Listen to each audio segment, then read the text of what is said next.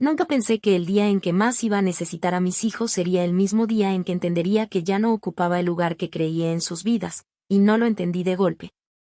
No fue una escena dramática ni un momento evidente, fue algo mucho más silencioso, más lento, como esas grietas que aparecen en una pared sin hacer ruido pero que cuando las ves ya llevan tiempo ahí, creciendo, avanzando, debilitando todo por dentro sin que nadie se detenga a mirarlas de verdad.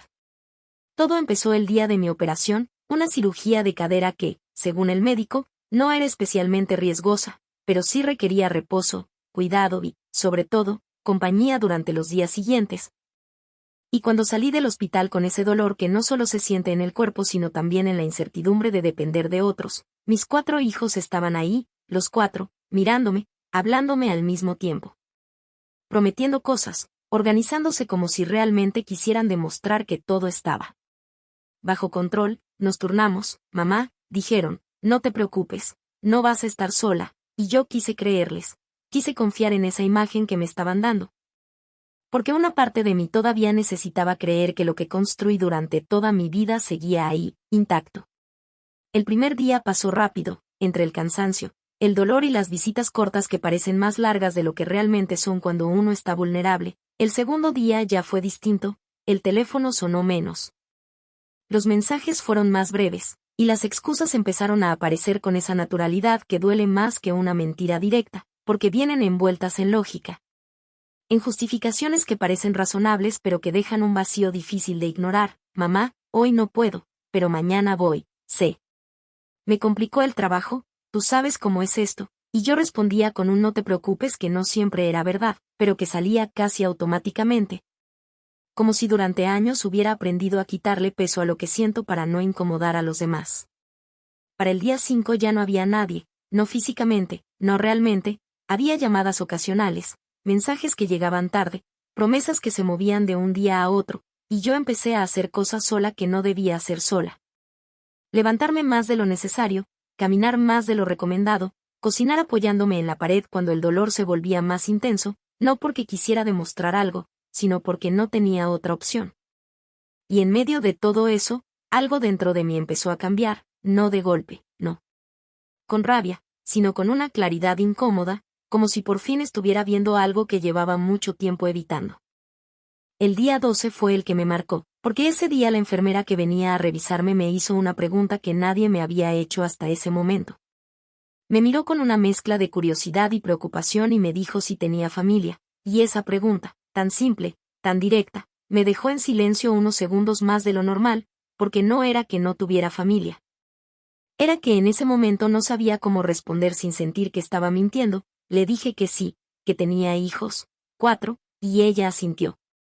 Como esperando que dijera algo más, pero no dije nada, porque no había nada más que decir sin que doliera.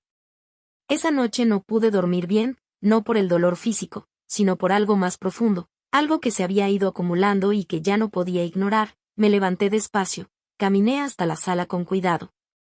Y me senté en la oscuridad, escuchando el silencio de la casa, ese mismo silencio que antes me parecía tranquilo y ahora se sentía pesado, casi incómodo, y fue en ese momento cuando hablé con Dios.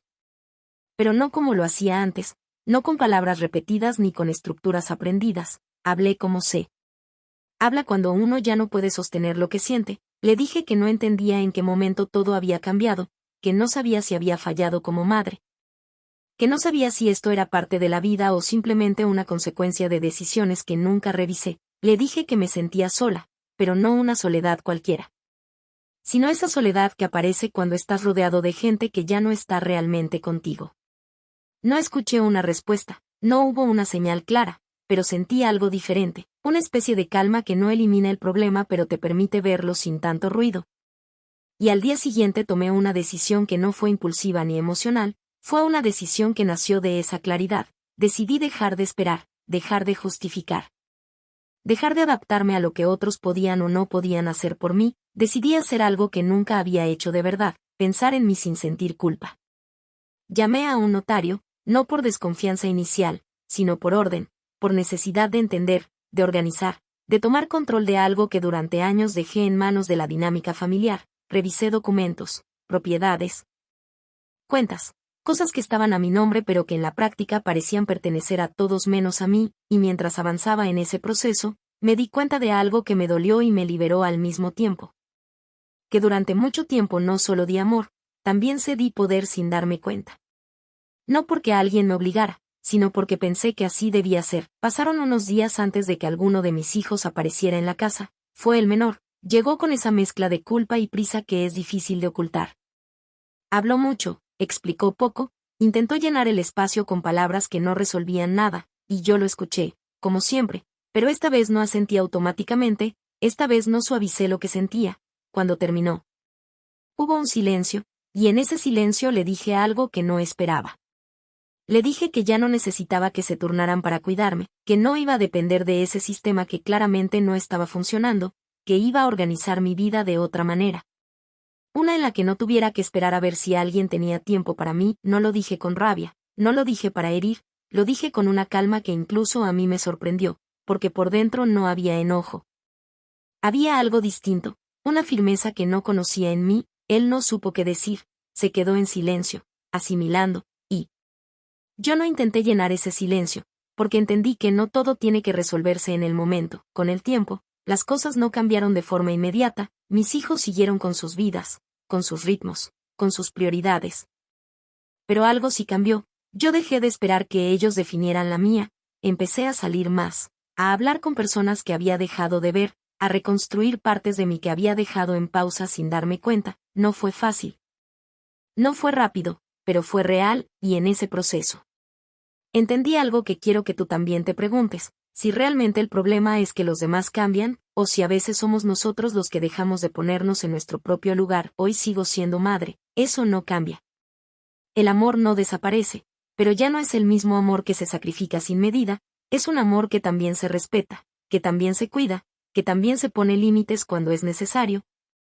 Porque entendí que la dignidad no se negocia, ni siquiera por quienes más amas, y si esta historia te hizo pensar en algo, si en algún momento te viste reflejado, te invito a que apoyes este contenido, que te suscribas, que le des like y que lo compartas, porque hay muchas personas viviendo esto en silencio, creyendo que es normal sentirse olvidados, y no lo es, nunca lo ha sido. Cada comentario me recuerda que estas historias no son solo mías, sino de muchos corazones que necesitan ser escuchados. Y si quieres formar parte de este espacio donde aprendemos, reflexionamos y sanamos juntos, puedes apoyar el canal suscribiéndote y siendo parte de esta comunidad. Gracias por estar aquí, nos vemos en la próxima historia, con el corazón de una madre que entendió que siempre hay tiempo para abrir los ojos.